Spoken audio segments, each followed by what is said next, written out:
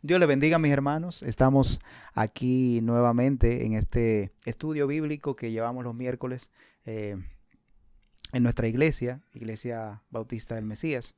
Y estamos hablando o hemos estado hablando de las buenas obras, es el tema que nos compete, ¿verdad, Pastor Daniel? Sí, así es, las buenas obras, que ya estamos ya en el segundo punto, el segundo tema, la segunda parte más bien, de lo que es las buenas obras. Sí, estamos en buenas obras. Y vamos a leer aquí el párrafo número 2 de la Confesión Bautista de 1689, que es la que estamos compartiendo, ¿no?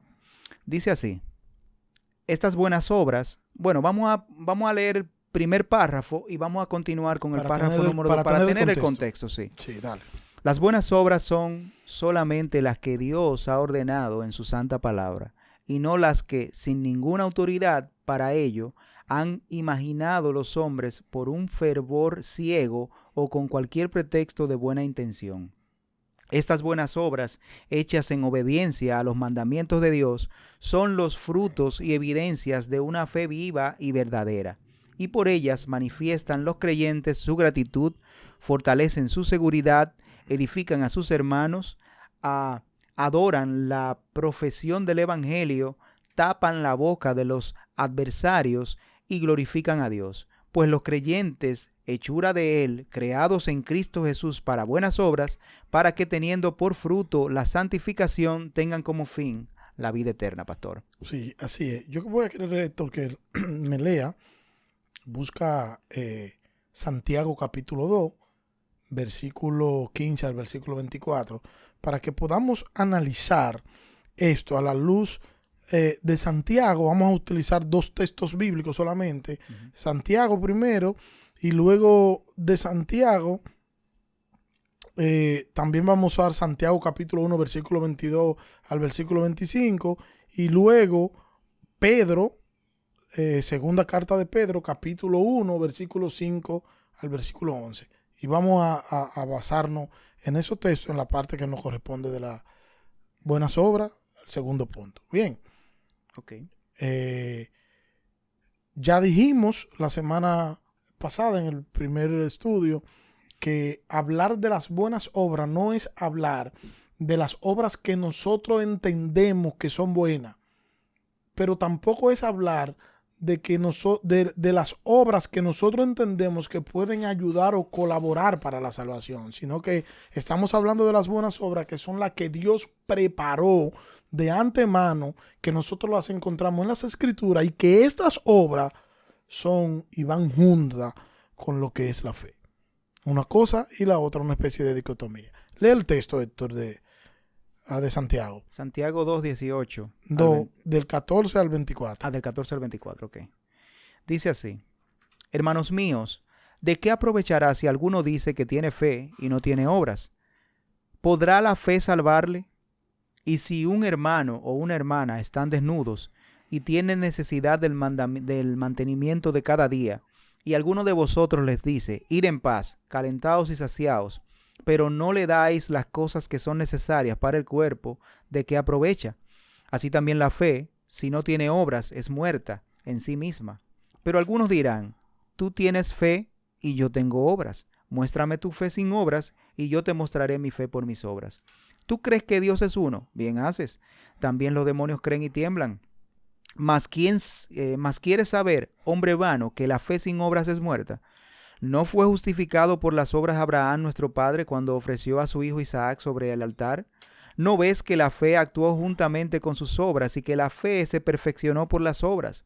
Y se cumplió la escritura que dice: Abraham creyó a Dios y le fue contado por justicia y fue llamado amigo de Dios. Vosotros veis, pues, que el hombre es justificado por las obras y no solamente por la fe. Sí, nosotros podemos ver aquí, Héctor, cómo Santiago quiere que cada creyente haga una autoevaluación, que pueda ver si su fe es una fe viva o si su fe es una fe muerta. La obra es como la obediencia de la palabra. O sea, tu obra es la obediencia a la palabra de Dios, y esa obediencia va a dar como fruto tu obra. Sí, las obras son la respuesta. Es Ujú. como, por ejemplo, hay una ley en física que dice a toda reacción, a toda acción hay una reacción. Bueno, Sí. en el caso, por ejemplo, de esto que estamos hablando, las obras es esa reacción Ujú. a que evidentemente no tenemos que hacer como creyentes una vez que hemos creído en el Señor. O sea Sí. que el Señor es amor. Se supone que nosotros lo que tenemos que mostrar es amor, Ujú. precisamente por esa reacción que hemos tenido a ese mensaje amoroso del Señor. O sea que las buenas obras deben demostrar en última instancia a Dios. Sí, y es importante tomar en cuenta que se manifiestan en un carácter piadoso. O sea, no podemos perder de vista el hecho de que nosotros vamos a ver buenas obras en todo el mundo, inclusive en el que no es creyente. No, las buenas obras que nosotros encontramos en las Escrituras van a ser palpables únicamente en una persona piadosa. De hecho, vamos a encontrar personas en las iglesias que no van a tener buenas obras. Evidentemente que no. Mira, yo creo que una de las cosas que es necesario que veamos es, o más bien que analicemos, es por qué son buenas obras. Y son buenas obras precisamente porque están dirigidas a glorificar a Dios, única y exclusivamente. O sea, Sí. podemos ver a alguna persona, por ejemplo, que no sea creyente y que esté haciendo algo bondadoso, porque no podemos Ujú. decir que no sea bondadoso. El tú suplirle alimento, por ejemplo, a una persona necesitada es algo bondadoso, pero eso no quiere decir que esté dentro de lo que son las buenas obras a las que nosotros nos estamos refiriendo. Porque solamente aquellas personas que han sido salvas por Cristo, que han sido regeneradas, que han sido transformadas, son las que pueden ejecutar estas buenas obras. Así es. Y Santiago decir que Santiago no está diciendo que la salvación es por obra. No. Lo que sí Santiago está diciendo es que hay una fe muerta y una fe viva. Y que lo que le da lo vivo a la fe son las obras. Porque la fe es viva por las obras. Tú puedes ver una fe que es viva, una fe palpable, viviente, porque es una fe que obra. Claro. Si la fe no obra, entonces es una fe muerta. Las obras vendrían siendo como lo que hace que se vea la fe, o sea, lo que muestra la fe. Las obras vienen siendo como, sí, yo certifico que esa fe es verdadera. Sí. Y pueden darse los dos casos, ¿eh? Pueden haber personas, como así decía Santiago, que decían que no, que la fe la salvación es por fe solamente y sin las obras. Y puede haber el otro caso de que solamente esté haciendo obras sin fe. Sí, claro, claro.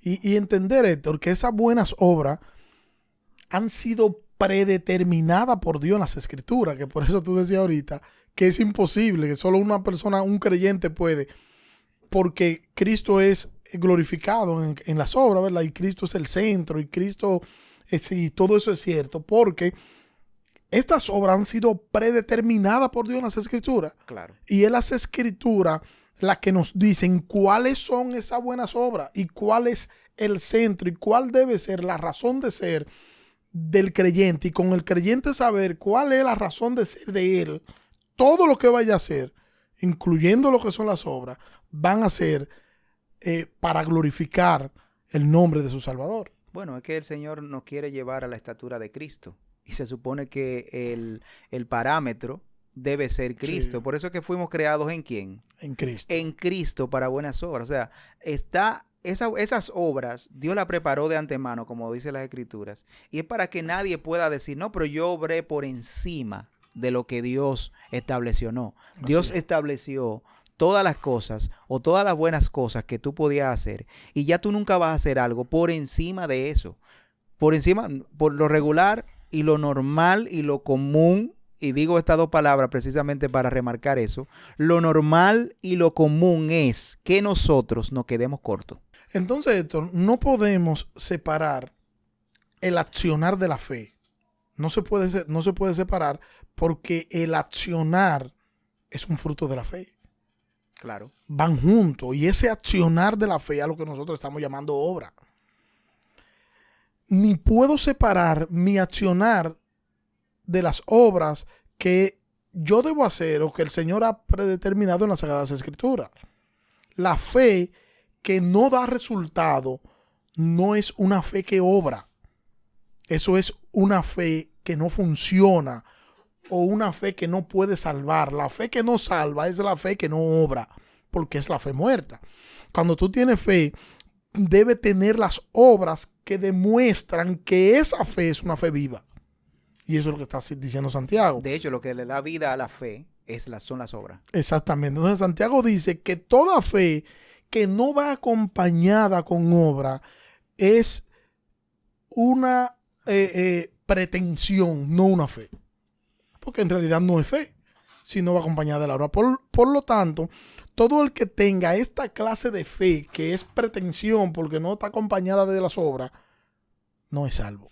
Mira, el Señor Jesucristo, por ejemplo, en Mateo, creo que Mateo 27, cuando está ese grupo que se presenta delante del Señor, y hay un grupo que le dice, pero mira, Señor, en tu nombre echamos fuera demonios y hicimos tal o cuales cosas. Vemos esas dos vertientes, ¿no? Uh-huh. Unas personas que solamente decían que tenían fe, pero que no obraban, y otras que sí obraban, pero no tenían fe. Sí. O sea que ambas cosas vemos que no necesariamente no, sino que no van a llevar a un buen término. Van a llevarte al infierno. Así es. Lamentablemente. Así es, derechito. Entonces, la fe es accionar, la fe verdadera, y la acción de la fe, entonces, son las obras. Eso para ir quedando claro en ese punto. Claro. Podemos decir que las obras son o de caridad u obras de devoción. Y ambas cosas en la vida del creyente van apuntando a la gloria de Dios porque son de acuerdo a lo que dice y enseña las Sagradas Escrituras. La palabra sola, por sí sola, resultan ser inútiles si estas palabras no van acompañadas con acción. Yo creo que eso fue uno de las primeras de la primera inconveniente que ha tenido principalmente con la Iglesia Católica, el hecho de la sola. De la sola, sí. Han tenido mucho inconveniente porque en realidad nosotros decimos, por ejemplo, cuando la salvación es solo por fe, uh-huh. Cuando decimos que es solo por fe, es que no hay nada que yo pueda añadirle a esa fe que me pueda llevar a la salvación. No hay nada. Y evidentemente entendemos que a pesar de que no hay nada que se le pueda añadir a la fe para llevarnos a la salvación, entendemos que las obras son un producto de esa fe. No es que las obras me llevan a la salvación, pero sí las obras muestran la veracidad de esa fe. Así es.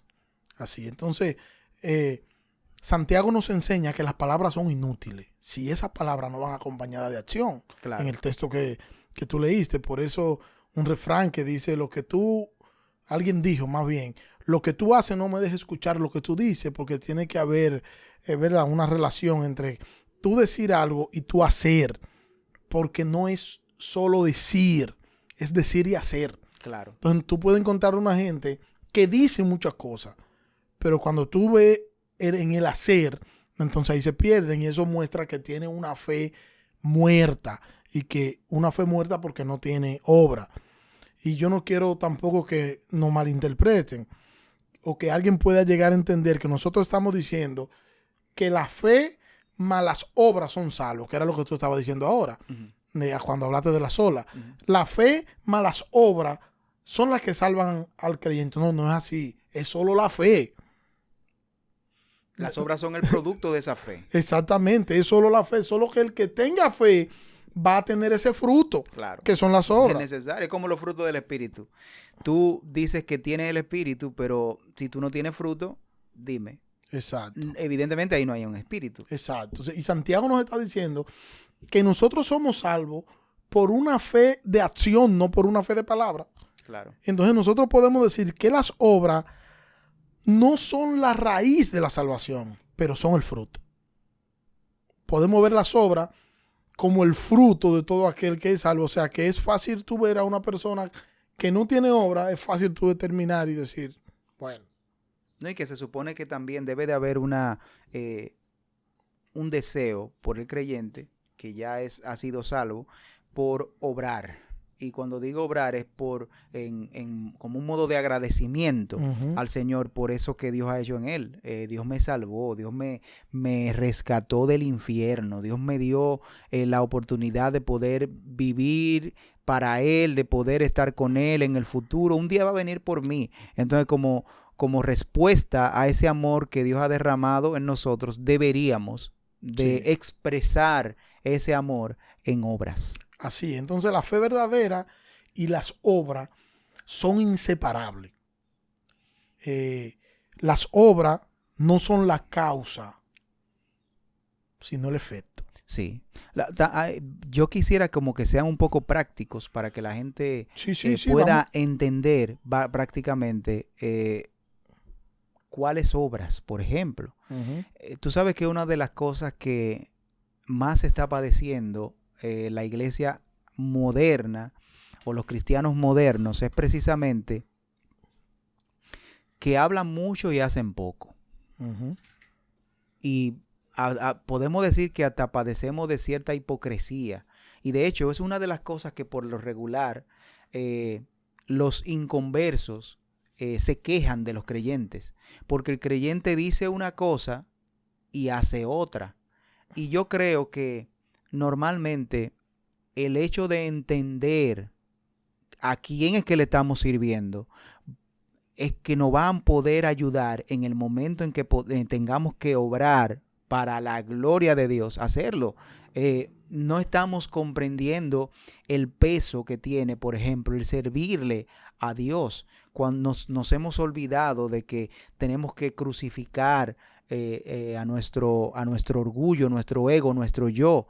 Decía, por ejemplo, el pastor Josué Michelén, que cuando el Señor dice que el que quiere venir en pos de mí, niéguese a sí mismo, tome su cruz cada día y sígame. Él, haciendo como una alusión a este texto, él decía, es como si te dijeran, toma tu silla eléctrica, donde te van a electrocutar, y sígueme. Es prácticamente esto lo que le estaban diciendo en esa época. Sí. Nosotros, por ejemplo, en nuestra época, en la que vivimos, lamentablemente, como que no entendemos las implicaciones que tiene este llamado que hace el Señor. Y está relacionado directamente con el obrar, porque no es solamente las buenas obras no es solamente yo darle de comer quizás a una persona que está en necesidad. Las buenas obras también tienen que ver con yo ser honesto. Claro. Todo el hacer del creyente. Claro. Cuando nosotros hablamos de las obras, porque hay quienes pueden confundirse en ese punto. Decir, bueno, las obras es déjame yo ayudar a los necesitados. Bueno, eso es parte de eso, pero ese no es el todo. O sea, todo lo que el creyente hace es la obra del Espíritu Santo y la obra de Dios y el fruto de la fe en Él. O sea, cuando un creyente ora, está orando. Claro. Cuando un creyente lee las Escrituras, está obrando. Cuando un creyente da testimonio, está obrando.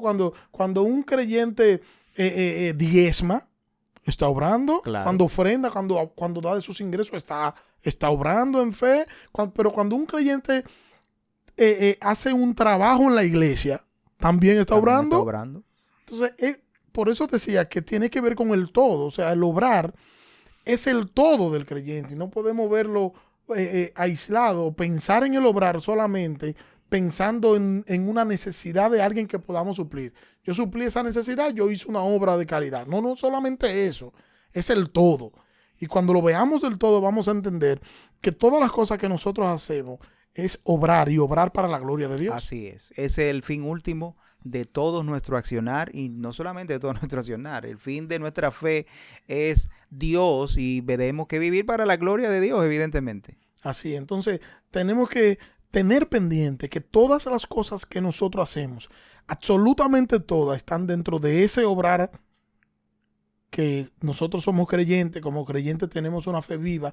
Esa fe viva nos va a llevar a obrar, y ese obrar, el centro de eso, o la razón de ser de eso, debe ser la gloria de Cristo. Eso es así. Cristo debe ser la razón de nosotros obrar y el nosotros hacer y vivir. Yo quiero que veamos el próximo texto, que es 2 de Pedro 1, del 5 al 11. 2 de Pedro capítulo 1, versículo 5 hasta el versículo 11. Y es interesante nosotros ver lo que Pedro desarrolla aquí en este texto, el llamado que hace el apóstol Pedro, un llamado a que nosotros podamos desarrollar el carácter. Y esto tenemos que verlo dentro de las obras también. Nosotros, el creyente, poder desarrollar el carácter, porque el Espíritu Santo, cuando nos convence de pecado, el Espíritu Santo cambia nuestra naturaleza. El Espíritu Santo nos regenera. Y entonces es cuando nosotros tenemos deseo, tenemos decisión y tenemos disciplina. O sea, nuestra voluntad desea ser santa para Dios. Pero esto sucede luego de la regeneración, no antes. Deseamos desde lo más profundo ser fieles a Dios, luego que el Espíritu Santo obra en nuestros corazones. Y entonces guardamos en santidad nuestras vidas para el Señor. ¿Tienes el texto? Todavía no lo he encontrado el texto. Ok, entonces, y ya entonces nosotros no somos del mundo, sino que ahora nosotros somos del Señor, y eso está, vuelvo y reitero, eso está dentro de lo que es nuestro obrar. Tenemos un deseo ardiente de nosotros hacer para la gloria de Dios, y un deseo ardiente que es producido por Dios mismo, porque la misma Escritura nos dice que Dios produce en nosotros el querer como el hacer por su buena voluntad. Pero el desarrollo del carácter cristiano, vuelvo y reitero, es lo que Pedro apunta en este texto que vamos a leer. Pedro está apuntando a ese desarrollo, un desarrollo que va de la mano con nuestra responsabilidad de nosotros obrar, de hacer nosotros conforme a lo que es la palabra de Dios. Y Pedro nos presenta aquí la fe como una especie de suplemento alimenticio que tiene varios elementos contenidos en sí. Segunda de Pedro, capítulo... Segunda carta de Pedro, capítulo 1, versículo 5 al versículo 11. Okay, capítulo 1. Sí, capítulo 1, versículo 5 al versículo 11. Entonces, okay, dice así. Sí. Segunda de Pedro 1, 5 al 11. Vosotros también, poniendo toda diligencia por esto mismo, añadid a vuestra fe virtud, a la virtud conocimiento, al conocimiento dominio propio, al dominio propio paciencia, a la paciencia piedad, a la piedad afecto fraternal, al afecto fraternal amor, porque si estas cosas están en vosotros y abundan, no os dejarán estar ociosos, ni sin fruto en cuanto al conocimiento de nuestro Señor Jesucristo. Pero el que no tiene estas cosas tiene la vista muy corta, es ciego, habiendo olvidado la purificación de sus antiguos pecados, por lo cual, hermanos, tanto más procurad hacer firme vuestra vocación y elección, porque haciendo estas cosas no caeréis jamás, porque de esta manera os será otorgada amplia y generosa entrada en el reino eterno de nuestro Señor y Salvador Jesucristo. Sí, entonces, a la fe, dice Pedro, que hay que añadirle virtud. Uh-huh. A esa fe que obra, a esa fe que no es una obra muerta, hay que añadirle virtud. Y eso de virtud, lo que significa es piedad y bondad en la vida. A lo que está refiriéndose Pedro con esto de virtud. Y la bondad no es más que la inclinación a hacer lo correcto. Oye, ¿qué asunto? Entonces, un comportamiento natural en el creyente debería ser hacer lo correcto. Y con este comportamiento él está obrando. Y está mostrando que tiene una fe viva. Es amar al prójimo sin condiciones. Es perdonar. Es ser misericordioso por encima de muchas cosas que podría él más bien querer antes que eso. Hacer lo correcto me lleva a pensar realmente cuántas veces nos hemos detenido nosotros, por ejemplo, a meditar en si estamos haciendo a tal o cual cosa correcta, o si lo que vamos a hacer es lo correcto que vamos a hacer. ¿Cuántas veces no hemos detenido a meditar eso? O sea, sí, eso también tiene que ver con las buenas obras, como tú estabas diciendo. Sin embargo, estoy casi seguro que hay muchos creyentes que actúan de una manera precipitada, sin antes analizar, sea lo que sea que vayan a decir o hasta una respuesta que vayan a dar en particular, que más tarde luego dicen, bueno, yo no debí de haber hecho eso, porque, pero tú eres creyente o tú eres cristiano, cuando hay algunas voces que le dicen, pero tú eres evangélico y tú hiciste tal cosa. Ujú. ¿Tú entiendes? O sea, no se detienen a meditar antes de reaccionar, porque Así es una obra, o sea, tú vas a obrar en ese sentido. ¿Y para quién lo estás haciendo? Debería ser para la gloria de Dios. Entonces, el que es bondadoso es alguien que está obrando conforme a las Escrituras. Y es alguien que no debería hacer las cosas de manera forzada, sino que debería salirle de manera natural, perdón. ¿Cuáles son las cualidades de un creyente bondadoso? Un creyente bondadoso es alguien que se preocupa por los demás. Claro. Un creyente bondadoso es alguien que tiene paciencia. Y a veces, hermano, nosotros somos impacientes con los niños, con nuestra pareja. En los trabajos somos impacientes y no mostramos ahí que nosotros estamos obrando para la gloria de Dios. Un creyente bondadoso es un creyente que perdona. Es un creyente que ama sin condiciones. Es un creyente generoso. Es alguien que tiene empatía con los demás. Es alguien respetuoso. Es alguien que tiende a honrar a las demás personas. Pero es también una persona sensible ante las necesidades de los demás. Es amable, es amoroso y es alentador. Entonces, fíjate, todo lo que dije, y dentro de todo lo que dije que es una persona sensible a las necesidades de los demás. O sea, que no es lo único. Esto es para recalcar el punto que ya acabábamos de mencionar. Pero también dice Pedro, y habla del conocimiento. A la fe hay que añadirle también conocimiento.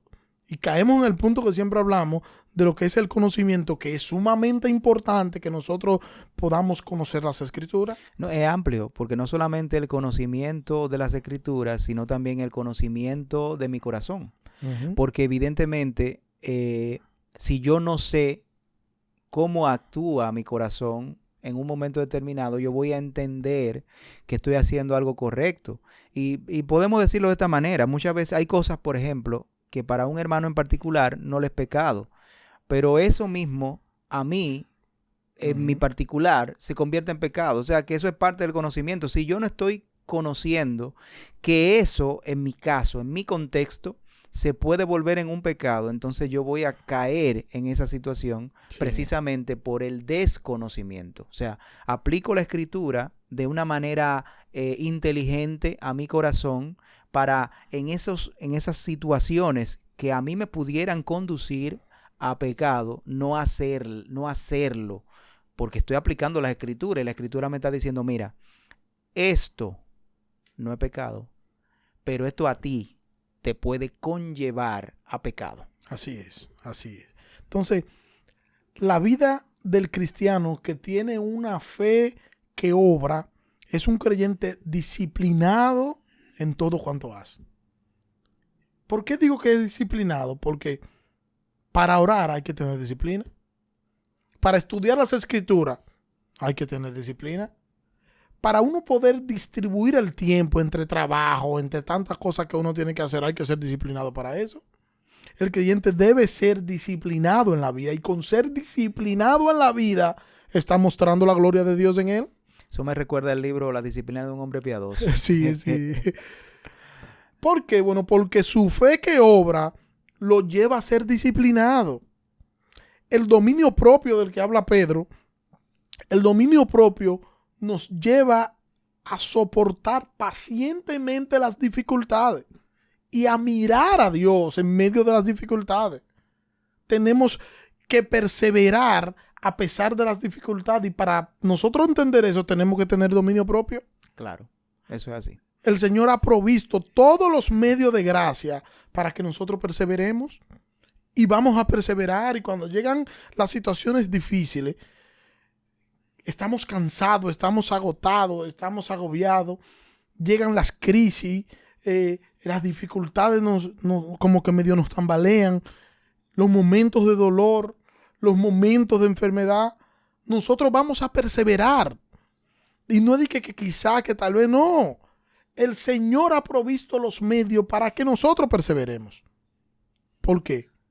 Porque Él nos salvó y Él se encargó de proveer los medios para que nosotros podamos perseverar. Eso es así. Y evidentemente esperemos que no sean esas situaciones como las que le llegaron a Job. No, esperamos que no. Que a Job fue una detrás de otra. Nosotros por Sí. lo regular nos llegan una y después nos llega otra. Sí. Así, pero a Job le llegaron todas juntas. Todas juntas. Sí. Entonces, no depende de nosotros, depende de la providencia divina. Nosotros necesitamos tener dominio propio ante el pecado. Ante el pecado necesitamos tener dominio propio. Yo he escuchado creyentes decir, ay, es que el Señor sabe que es que yo soy débil en eso. No, eso no es una respuesta. Es que tú tienes que tener dominio propio ante el pecado y tienes que aprender a huir. Recuerda a José, como José enfrentó el pecado, prefirió dejar su vestidura en las manos de esa señora y correr y salir corriendo. Él no se quedó y que no, yo me voy a quedar porque yo soy fuerte. Y como yo soy fuerte, yo puedo enfrentarme con ella. No, él sabía que no podía jugar con el pecado. Él la iba a perder como quiera, ¿eh? Sí. Porque perdía pecando contra el Señor, pero también perdía porque cuando llegara el marido le iba a dar lo de él. O sea que como quiera él perdía, ¿eh? Sí. Él decía, bueno, él tomó la mejor decisión. Mejor por lo menos yo Agrado pierdo. al Señor. Claro, agrado al Señor y pierdo con el otro porque al final, producto de eso, fue lo que le sucedió. Exacto. Entonces, ante las falsas acusaciones, necesitamos tener dominio propio para saber cuándo y cómo nosotros contestar y entender que cuando nosotros vamos a defendernos, tenemos que pensar en la gloria de Dios. No, y que muchas veces ese dominio propio te lleva también hasta dejar de defenderte en un momento determinado. Sí. Porque a veces, solamente por el hecho de nosotros defendernos, tendemos a agravar la situación en Sí. contra nuestra y también hasta cierto punto no me imagino ninguna situación y no me gusta generalizar, ¿no? Pero puede que en un momento determinado ese mismo acto de estar defendiéndonos traiga o ensucie el nombre del Señor, ¿tú entiendes? Sí, Y sí. podemos dejar perfectamente cualquier situación en manos del Señor, que es el Señor que nos juzgue, ¿tú entiendes? Sí, sí. Es mejor caer en manos del Señor que en manos de un hombre. Y cuando uno se preocupa en defenderse, termina siempre alimentando nuestro orgullo. ¿Y el orgullo qué? Pecado. Exacto. Entonces, cuando nosotros tengamos deseo de grandeza, debemos tener dominio propio para nosotros poner la cosa en su justo lugar y decir, no, el Señor es quien merece la gloria, no yo. Y nosotros podamos encender, cuando las luces se enciendan sobre nosotros, nosotros podamos coger y llevarla a Cristo y decir, no, Jesucristo merece toda gloria, yo no. Yo simplemente soy, ¿qué? Un vaso de honra para la gloria del Señor. Cuando llega la angustia también a nuestro ser, debemos tener dominio propio. Necesitamos descansar en los brazos del Señor. Pero si nosotros no tenemos dominio propio ante las situaciones, ¿qué es lo que vamos a hacer?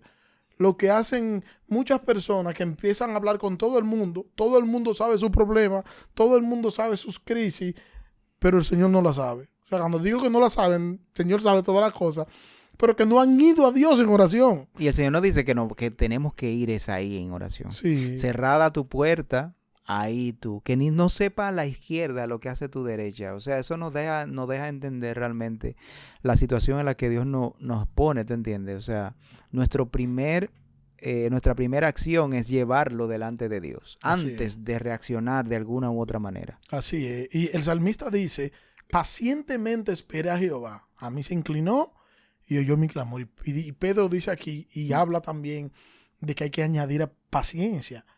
Es imposible tú ser una persona paciente si tú no tienes dominio propio. En ese salmo dice, desde el pozo de desesperación, Ay, del Dios. lodo del fango me hizo sacar. Entonces hay que ver realmente el tiempo, porque tú sabes que una de las cosas que tiene que ver con la paciencia es el tiempo que transcurre en esa situación. Ujú. Porque puede que nosotros inicialmente tengamos paciencia, Sí. pero tener paciencia 2 minutos, Sí. eso lo tiene cualquiera. Una hora. Hasta un niño malcriado fácilmente puede tener paciencia 2 minutos. Claro. Pero cuando el tiempo se va extendiendo, ahí es que se pone a prueba realmente nuestra paciencia precisamente. Y el salmista dice, desde el pozo de desesperación. O sea, ya él estaba desesperado ya. Sí. No sabemos el tiempo que duró. Ya él en no esa encontraba situación. qué hacer. Sí, entonces, sin embargo, él esperó. Ujú. Esa es la paciencia de los santos. Sí. Entonces, esa paciencia es el arte de soportar todo lo que parece venir en contra. Todo lo que parece venir en contra, la paciencia lo soporta. La paciencia tolera, soporta, como ya dije. Y cuando una persona es paciente regularmente, es una persona que vive bien. ¿Tú has pensado en eso? Bueno, es que las Porque el perturbaciones de la vida impaciente no vive bien. no No vive bien porque vive exaltado siempre. muy estresado siempre. Sí. Además, eso denota, la falta de paciencia denota realmente en cierto punto incredulidad, ¿tú entiendes? Sí, sí. Porque al final nosotros queremos hacer las cosas en el momento, en el tiempo, en el lugar en que nosotros decidimos hacerlo y no esperamos que sea Dios que tome la decisión de hacerlo en el tiempo o en su tiempo y en su lugar y de la manera que Él haya decidido hacerlo. Y la impaciencia denota el hecho de que nosotros queremos todo lo contrario.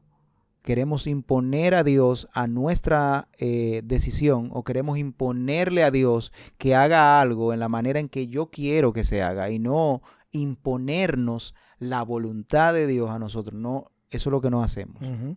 Así, entonces, el paciente, el que es paciente, le hacen cosas y calla y él sigue caminando tranquilo, lo más normal. Le hacen cosas y él actúa sin resentimiento y espera en Dios. El que es paciente no se altera con mucha facilidad. Está también la virtud de la piedad. Nosotros deberíamos vivir de tal manera que los demás sepan que nosotros somos hijos de Dios. O sea, mi forma de vivir es la que debe decir y que debe decirle a los demás, mira, ese es cristiano. ¿Cómo tú lo sabes? Por la forma en la que él vive. La forma en la que él reacciona dice que es cristiano. Pero que no se parece, sí, pero él habla como yo. Recuerda a Pedro.